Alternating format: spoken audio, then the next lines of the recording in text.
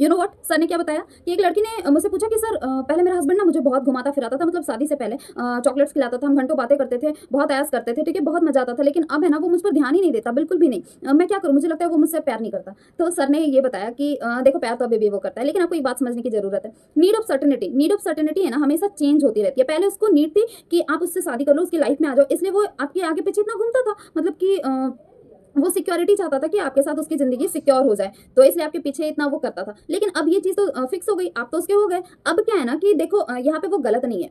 अब क्या है ना कि देखो आपको वो लेकर आया, तो आपकी लाइफ को अच्छा करना तो उसकी जिम्मेदारी है ना। इसलिए वो क्या करता है ना, शादी के बाद उसको अपना परिवार अच्छा करना है, मतलब कि आपकी फ्यूचर और अपने खुद का फ्यूचर सही करना है। उसके बाद फिर बच्चे की प्लानिंग, उसका अच्छा फ्यूचर, उसके माँ बाप के लिए अच्छा करना है, घर अच्छा बनाना है, उसके रिलेटिव्स आएंगे, अब सास ससुर आएंगे, उनके लिए अच्छा करना है कि उनको जब वो आए तो देखे कि सब सही है, उनकी बेटी सही से रह रही है, बहुत सारी चीजें। फिर उसके दोस्त यार, हेल्थ, उसकी अपनी जिंदगी, मतलब इतना सारा कुछ उसको मिलाकर चलना होता है ना। तो अब नीड ऑफ सर्टेनिटी उसकी चेंज हो गई, अब चाहिए उसको पैसा, और जब पैसा आएगा तो ये सारी चीजें खुद स्टेबल हो जाएंगी।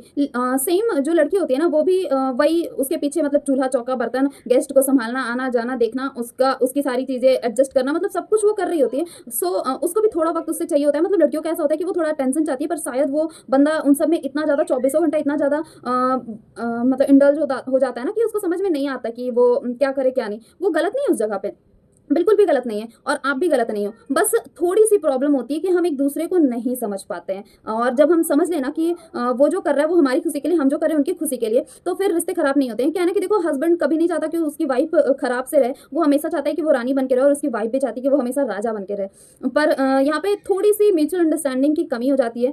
ऐसे ही जब बेबी आ जाता है लाइफ में, तो लेडी भी इतनी बिजी हो जाती है कि हस्बैंड को लगता है कि नहीं, वो मुझे टाइम नहीं दे रही है। तो बस ये समझने का फेर है, ऐसा कुछ होता नहीं है रियलिटी में। तो जब आप एक दूसरे को समझ जाओगे, सब कुछ खुद बेहतर हो जाएगा। और ये नीड ऑफ सर्टेनिटी के बारे में आपको याद रखना पड़ेगा कि ये समय के साथ बिल्कुल चेंज होती रहेंगी।